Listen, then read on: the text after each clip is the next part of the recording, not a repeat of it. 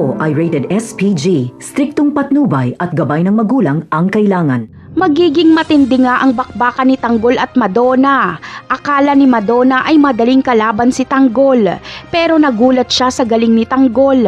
Kaya sa bandang huli ay nasukol nga siya ni Tanggol at nakita ang kanyang muka. Nagulat si Tanggol dahil isa pala itong magandang babae. Hindi tinuluyang barilin ni Tanggol ito. Sasabihin naman ni Madonna ang kanyang pakay kay Tanggol. Samantala, sa pagkikita nila Tanggol at Marcelo ay hiniling nila Tanggol na makilala nila si Senyor Facundo. Kaya dadalhin sila ni Marcelo sa burol ni Pablo kung saan nandoon si Senyor Facundo. Selos ang mararamdaman ni David dahil makikita niyang magkausap si Catherine at Tanggol, kaya makikipagsuntukan si David kay Tanggol. Pero sa pagkakataong ito ay mababahagang buntot ni David dahil agad siyang tututukan ni Tanggol ng baril. At kapag magpatuloy si David sa pagsuntok ay puputukan siya ni Tanggol.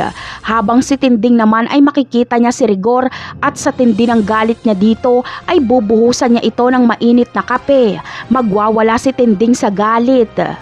Pero dahil na-promote na si Rigor ay malakas pa rin ang loob niyang pagsabihan ng kanyang biyanan na wag itong makialam sa desisyon ni Marites.